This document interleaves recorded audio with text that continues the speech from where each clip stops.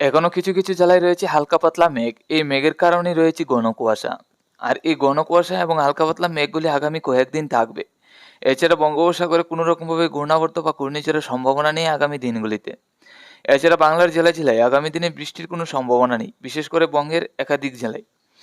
তো হালকা পাতলা মেঘ থাকার কারণে যে নিম্নচাপ রয়েছে, এই নিম্নচাপ থেকে ঘন কুয়াশা, আর এই ঘন কুয়াশার কারণে আগামী দিনে কিন্তু তাপমাত্রার পারদ আরও কমতে পারে বলে সম্ভাবনা।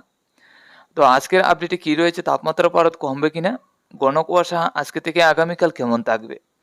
তো গতকাল সন্ধ্যা থেকে রাত্রি আজকে সকাল পর্যন্ত হালকা পাতলা ঠান্ডা, কিছুটা ঠান্ডা বাড়ছে। তো হয়তো আগামীকাল সকালে থেকে কেমন ঠান্ডা থাকবে তাও আমরা দেখে নেব। তো দেখুন, আমরা যদি মেঘলা ভাবটা দেখি, তাহলে কিন্তু আজকে সকাল থেকে কিছু মেঘলা ভাব রয়েছে ত্রিপুরা, বাংলাদেশ, আসামের শিলচর, শিলিগুড়ি, আলিপুরদুয়ার, গুয়াহাটিতে। তো এই মেঘলা ভাবটা আজকে থেকে আগামী 1-2 দিন থাকবে, যার কারণে ঘন কুয়াশাটাও এখনকার সময়ে মোটামুটি কয়েকদিন থাকার সম্ভাবনা। তো আমরা যদি মেঘলা ভাবটা দেখি, তাহলে কিন্তু দেখুন আজকে সারাদিনই থাকবে, আগামীকালকেও সকাল থেকে কিছু মেঘলা ভাব।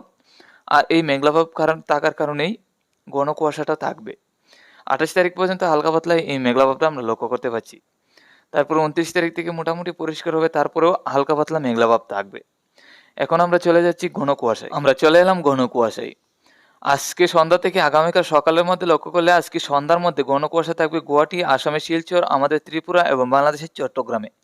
এছাড়া সম্পূর্ণ বাংলাদেশেই হালকা পাতলা কুয়াশা থাকবে। আগামীকাল সকালের মধ্যে আমরা লক্ষ্য করতে পারছি আমাদের ত্রিপুরা, বাংলাদেশের বরিশাল, কুমিল্লা, চট্টগ্রাম, আসামের শিলচর এবং গুয়াহাটি এরই মধ্যে মোটামুটি ঘন কুয়াশা।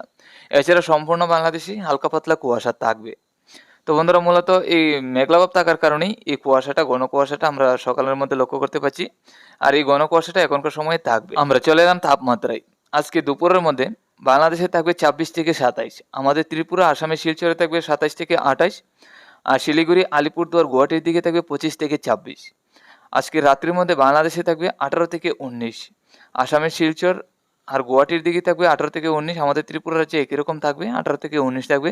শিলিগুড়ি, আলিপুরদুয়ার, গুয়াহাটির দিকে এদিকেও 18 থেকে 19। আগামীকাল সকালে বাংলাদেশের উত্তরে রংপুর, কালাই, ময়মনসিংহ, সিলেট, রাজশাহীর দিকে থাকবে 15, ঢাকা, খুলনা, কুমিল্লা, বরিশাল, চট্টগ্রাম এবং আমাদের ত্রিপুরা রাজ্যের দিকে থাকবে 17 থেকে 18, আসামের শিলচরের দিকে থাকবে 17, গুয়াহাটি, আলিপুরদুয়ার, শিলিগুড়ির দিকে থাকবে 14 থেকে 15।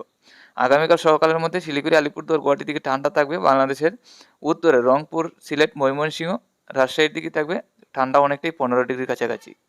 আমাদের ত্রিপুরা রাজ্যে 17 থেকে 18, আমাদের ত্রিপুরা রাজ্যে কিছুটা ঠান্ডা থাকবে আগামীকাল। আজকের মতোই, আজকে যেমন ঠান্ডা রয়েছে সকালের দিকে, আগামীকাল সকালের দিকে একই রকম ঠান্ডা থাকবে। তো বন্ধুরা, আস্তে আস্তে হয়তো কিছুটা ঠান্ডা বাড়ার সম্ভাবনা থাকতে পারে। আমরা যদি আগামী 30 তারিখের মধ্যে দেখি, আগামী 30 তারিখ সকালের মধ্যে বাংলাদেশে থাকবে উত্তরের জেলাগুলির দিকে 14 থেকে 15, বাংলাদেশে ঢাকা, খুলনা, কুমিল্লা, চট্টগ্রামের দিকে থাকবে 17 থেকে 18। তো বেশি একটা ঠান্ডা থাকবে না, হালকা পাতলা ঠান্ডা থাকবে আজকের মতোই। তাপমাত্রার পারদ তেমন কমছে না। আমাদের ত্রিপুরা রাজ্যে থাকবে 17 থেকে 18, 30 তারিখ সকালে। তো বেশি একটা তাপমাত্রার পারদ কমবে না, হালকা পাতলা ঠান্ডা থাকবে আগামী 30 তারিখ পর্যন্ত।